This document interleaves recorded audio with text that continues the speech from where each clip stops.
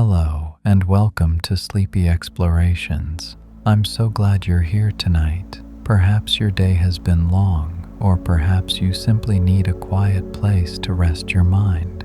Either way, there's nowhere else you need to be right now. Nothing demanding your attention, nothing pulling at you from the outside world. Tonight, we are drifting slowly through the canals of Venice, a city suspended over water where stone and reflections meet gently and everything moves at its own unhurried pace. Gondolas float silently, lamps ripple softly on the surface, and buildings lean quietly along the edges, holding the water in their embrace. Nothing dramatic will happen here. Nothing needs to happen. We are simply drifting, observing, letting the stillness and soft movement settle over us. If your thoughts wander, that's perfectly fine. If your attention drifts away from the words, that's exactly right. You can listen as closely or as loosely as you like. Sleep can arrive whenever it is ready. There is no wrong way to be here. Now, let us begin. Let us arrive slowly and gently at this quiet, flowing corner of the world. The water is dark and quiet here, reflecting fragments of lamplight that barely move. We're drifting slowly through Venice, where the canals hold the city gently, and everything feels suspended in a kind of soft stillness. The buildings rise on either side, their walls aged and warm, leaning slightly toward the water as if they've always been resting here. There's no hurry, no destination, just the gentle movement of water beneath us, carrying us forward without effort. The canal curves softly ahead, and we follow it naturally, drifting past doorways and stone steps that lead down into the water. Some of the steps are worn smooth, shaped by centuries of contact, and they disappear beneath the surface, continuing into darkness. A single lamp glows from a window above, its light stretching down to touch the water, trembling slightly with our movement. The reflection ripples, then settles, then ripples again, a rhythm so slow it feels like breathing.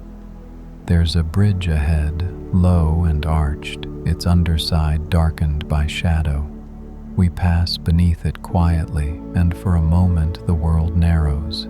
The sound of water becomes softer, almost muffled, and the temperature shifts, cooler here in the shade. Then we emerge on the other side, and the light returns, gentle and golden, spreading across the surface of the canal like something poured carefully from above. The buildings seem closer now, their reflections stretching longer, merging with the real structures until it's hard to say where one ends and the other begins. A gondola rests against the wall nearby, tied loosely to a wooden post that leans slightly with age. The boat rocks gently, moving with the water's rhythm, but no one is inside. It simply waits, patient and still, its black surface catching the light in places, elsewhere absorbing it completely. We drift past it slowly, and the water between us barely stirs, just the softest push and pull, a quiet conversation between surfaces. The canal widens here, opening into a slightly broader space where the water feels calmer, almost glassy. The buildings on either side are painted in faded colors, ochre and rose and pale yellow, their walls textured and uneven, marked by time and salt and moisture. Shutters hang half open on some windows, others are closed, and a few have small balconies with iron railings that curve outward, holding nothing but air and shadow. Everything feels lived in but quiet. as if the city is resting, holding its breath softly in the night. There's a sound, distant and muffled, perhaps footsteps on stone, or a door closing somewhere beyond the walls. It echoes softly between the buildings, then fades, absorbed into the stillness. The water moves beneath us, barely noticeable, and we continue forward, following the canal as it bends gently to the left. The buildings shift around us, rearranging themselves into new compositions, new arrangements of light and shadow, each one as calm as the last. A small wooden dock extends into the water, its surface darkened by moisture, slick and smooth.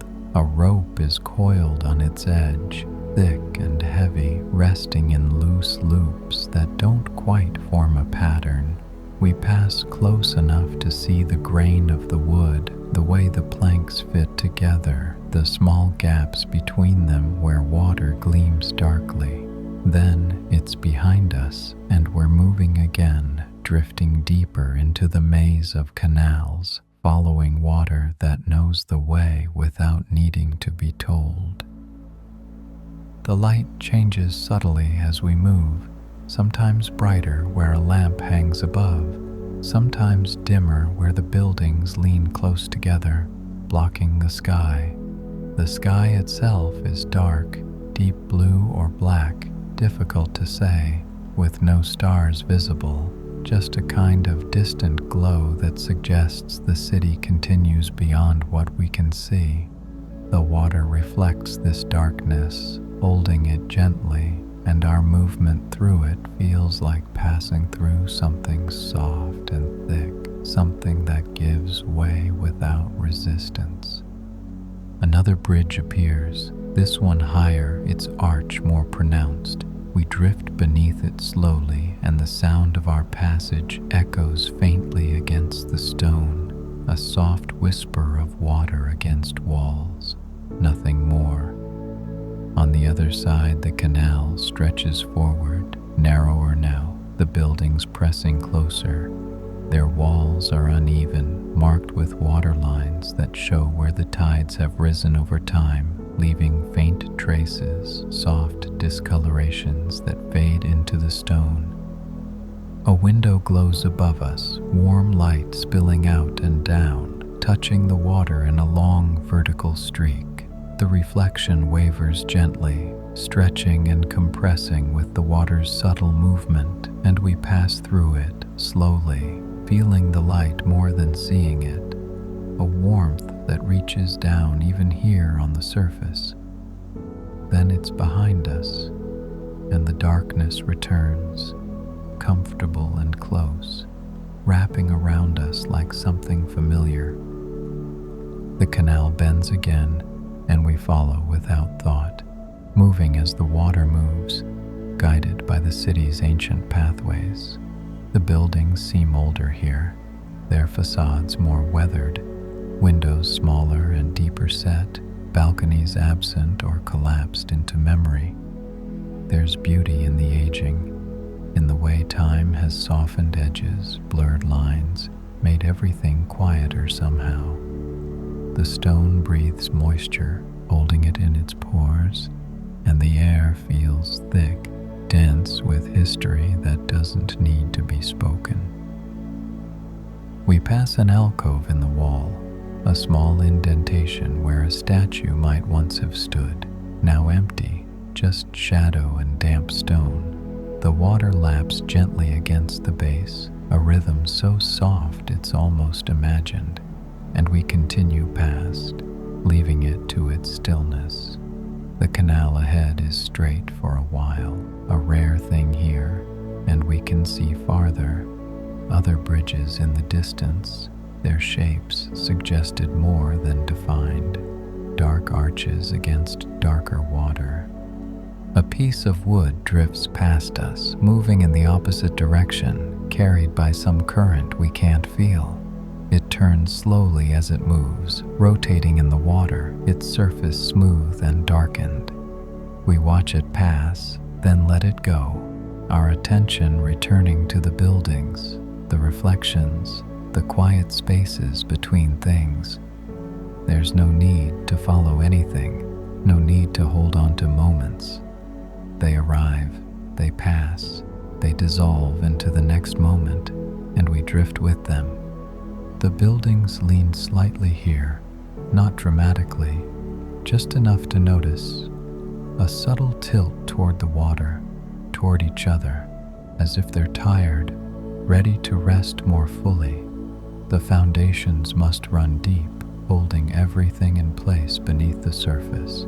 But from here, it all looks gentle, soft, accommodated to the water's presence. The canal is part of the architecture, not something separate, but woven into the city's structure, necessary and accepted. Another gondola appears, this one occupied. A figure sits in the back, not rowing, just present, a dark silhouette against the slightly lighter wall.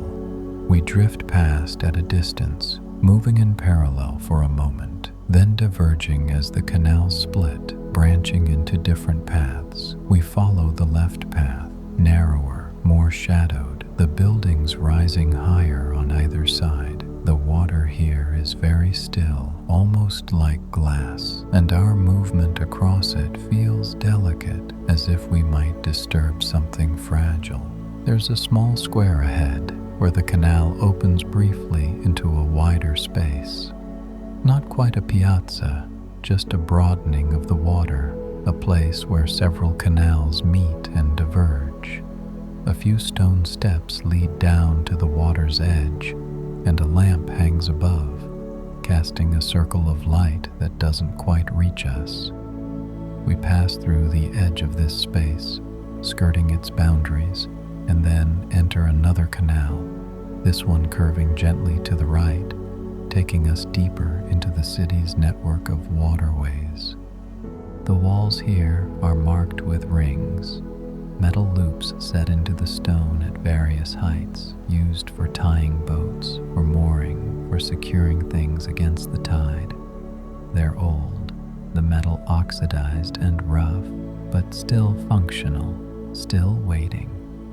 Some hold ropes, others are empty, and we pass them one by one, counting them without numbers, marking our passage without destination. The water moves so slowly here that it barely seems to move at all, just the faintest shift, the softest current beneath us. We drift with it, following its subtle guidance, and the buildings pass on either side like slow thoughts, like memories that surface and fade without urgency. A balcony hangs above, its railing intricate with ironwork, and a plant grows there, spilling over the edge, its leaves dark and still in the night air. The canal narrows further, becoming almost intimate, the buildings so close we could reach out and touch them if we wanted, but we don't. We simply observe, letting everything remain as it is, untouched, undisturbed. The walls are damp here, glistening slightly where the water has splashed or risen, leaving its mark, and the air smells of salt and stone and something older, something that has no name. We pass beneath another bridge lower than the others, its arch pressing down, creating a tunnel of shadow that we move through slowly. The sound changes here, becomes more contained, more intimate, and for a moment we're enclosed completely, surrounded by stone and darkness. Then we emerge, and the world opens again, the canal widening slightly, the sky visible above, a deep, endless darkness that holds everything. A light appears in a window, then goes dark. Someone moving through a room, passing a lamp, then continuing into another space. We catch just the moment of illumination, then its absence, and we continue forward, carrying the image with us briefly. before it too dissolves into the general stillness. The buildings lean and rest, the water holds and reflects, and we drift between them, part of the rhythm now, absorbed into the city's quiet breathing. The canal splits ahead, and we follow the right path, not choosing, just following where the water leads us.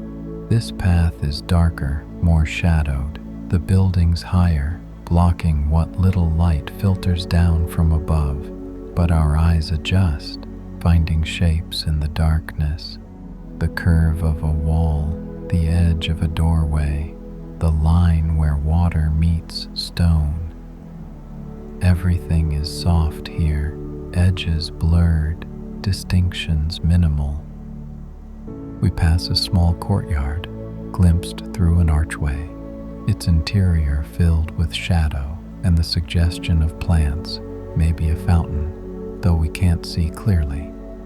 It's there, and then it's gone, and we're back in the canal, moving forward through water that barely ripples, that holds our weight without complaint.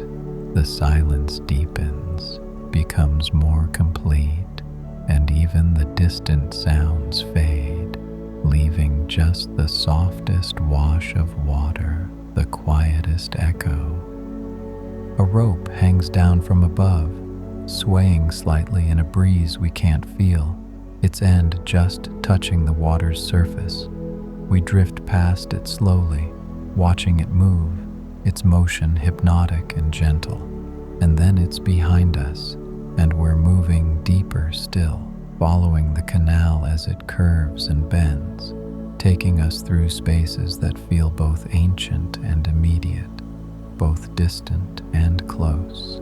The buildings seem to merge here, becoming one continuous wall, punctuated by windows and doors and the occasional gap where an alley runs between structures.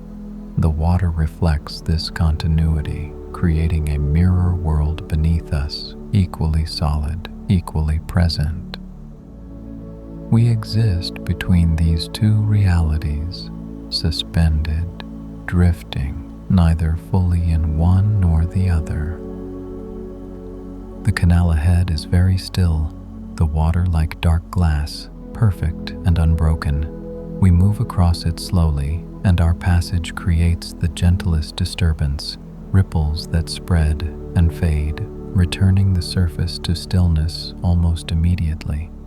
The buildings watch without watching, the windows dark or dimly lit, and the city breathes around us, slow and patient, holding space for this quiet movement through its veins. We continue, drifting forward, the canal bending, the buildings passing, the water holding everything gently, reflections merging with their sources, light and shadow trading places, time suspended in this slow movement, this gentle passage through darkness and stone and water, continuing, drifting, the city breathing softly, the water barely moving, everything still, everything quiet, drifting. The canals remain, the water continues.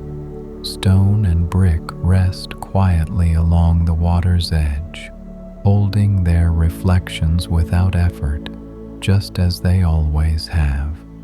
You can rest now, fully and completely, held by slow-moving water and settled stone, carried by gentle motion and soft echoes, safe in the knowledge that nothing here will disturb you. Nothing asks for your attention.